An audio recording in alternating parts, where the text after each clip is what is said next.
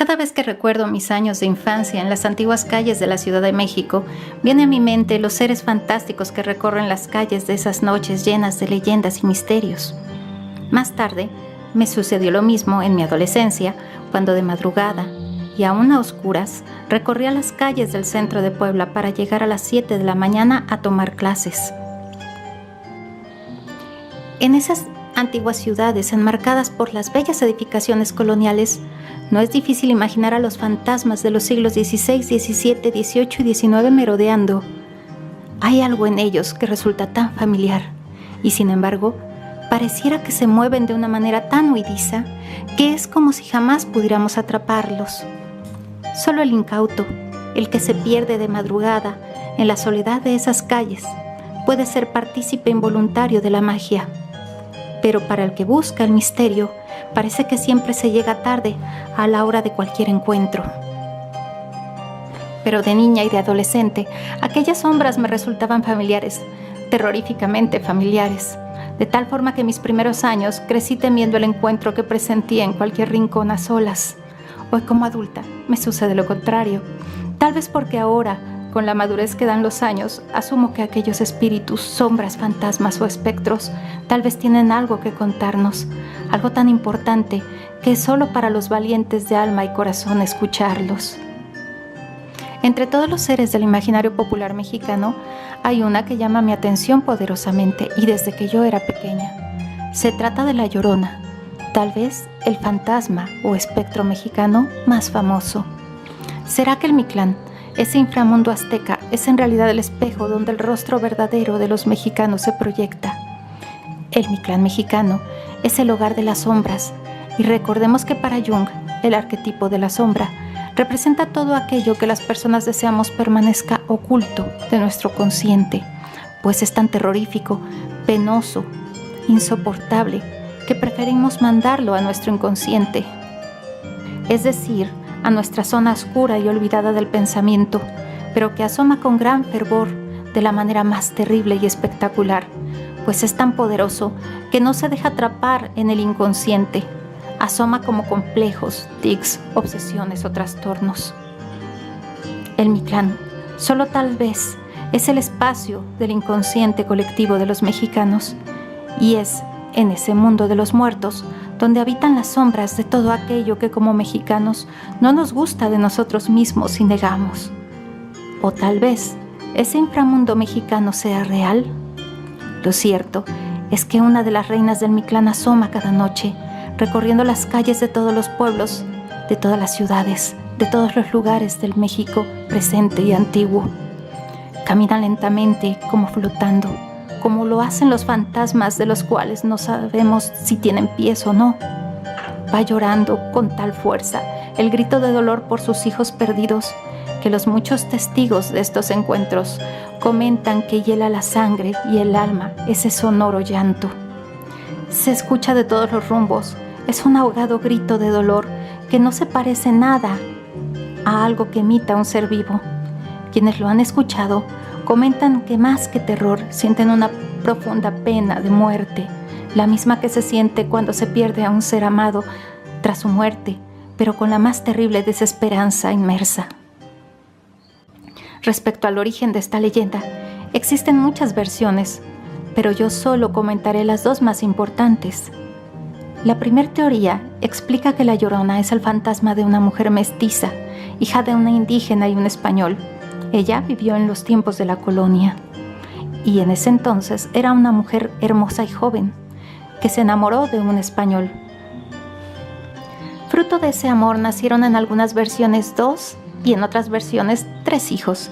Sin embargo, del amor de aquella mujer y el joven español nunca se llegó a consumar, debido a que aquel español la consideraba una mujer indígena e indigna de su amor, por ser mestiza, y a los niños los consideraba de sangre impura, por lo que decidió abandonarla por una española rica del centro de la Ciudad de México, con la que se casó.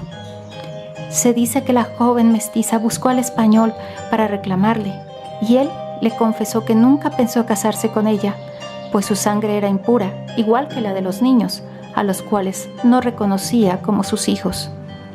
Enloquecida, La joven mestiza corrió al lago y ahí ahogó a los pequeños, a los cuales culpaba de la traición del español. Pero luego, desesperada y arrepentida, decidió ahorcarse, presa del dolor del abandono de aquel traidor. En esta primera versión podemos reconocer el dolor del pueblo mexicano en la colonia, la zozobra de los mestizos e indígenas ante la presencia española y el desprecio de ellos. El suicidio de muchos indígenas y mestizos es un aspecto histórico real que podemos observar en muchos libros que hablan sobre la desesperación indígena en aquella época. Desde un punto de vista feminista y de trasfondo psicológico, en esta leyenda observamos una versión más del drama de la mujer que es abandonada y traicionada por un hombre que no la ama. El dolor de millones de mujeres abandonadas se hace presente en el arquetipo de la Llorona, cuyos hijos son desconocidos por aquel padre. Pero además, debo subrayar que el simbolismo primero de esta teoría se vincula fuertemente con los sentimientos del México colonial, cuando la soberbia de la sangre española se sobreponía a la sangre mestiza e indígena. Valían más los españoles que los impuros, por mezclados, o los indígenas, por pertenecer a la subcategoría humana. Una mujer, madre de 2 pequeños mestizos y a la vez mestiza, se encontraba vulnerable en aquella sociedad colonial, como lo estaban todos los mestizos e indígenas. Yo me imagino a estos pequeños niños, hijos de una mestiza y un español, debieron tener la piel bastante clara. Se trata de aquellos trigueños de sangre café con leche, donde la leche es más abundante que el café, y sin embargo no contaban con el estatus de español. El tormento de la madre patria al ver a sus hijos convertidos en mestizos, menospreciados por el conquistador, podría bien estar representado en esta leyenda. Y por supuesto la parte humana, el abandono de una mujer por un amor negado, una promesa de amor rota de la manera más vil y cruel. En el abandono no solo de ella, sino también de los hijos, ¿puede haber una traición peor? Una segunda versión es en aquella en la cual se considera a la Llorona como la Cihuacóatl, la primera mujer que dio a luz, es decir, una de las personificaciones de la Tonantzin. Esta palabra significa nuestra madre y está también vinculada a la madre tierra. Respecto a la Cihuacóatl, su apariencia en el cielo azteca era la de una mujer, muy hermosa, y mitad serpiente, pero que aparecía en la tierra con la apariencia de una mujer, vestida como una reina azteca. Se dice que la Cihuacóatl Tonantzin tiene el poder de la predicción, de tal forma que ella anunció al pueblo azteca su caída antes de la conquista española. Se dice que poco antes de la conquista se escuchó un llanto en la noche con un largo grito, con el cual este grito tan famoso de la Llorona anunciaba la caída del imperio azteca. Para muchos, esta primer madre azteca sigue llorando por sus hijos, vestida de blanco y con sus largos cabellos negros, y desapareciendo en las aguas de los lagos, los ríos y las presas. Debo señalar, en ese sentido, que a Tonantzin Llorona se le considera un espectro muy vinculado con el agua, de tal forma que en algunos pueblos es menester tapar los pozos para que así no se le atraiga.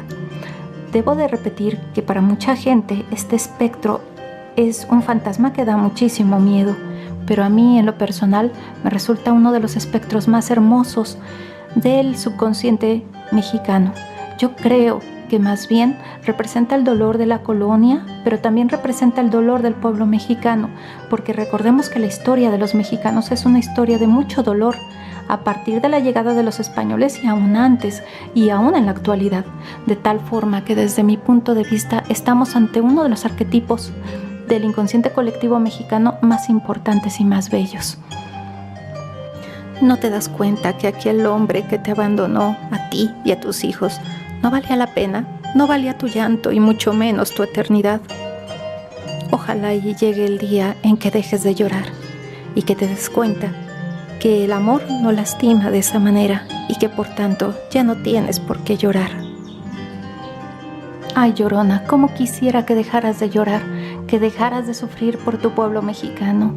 Ay, pueblo mexicano, dejemos de darle motivos a nuestra Tonantzin llorona de llorar.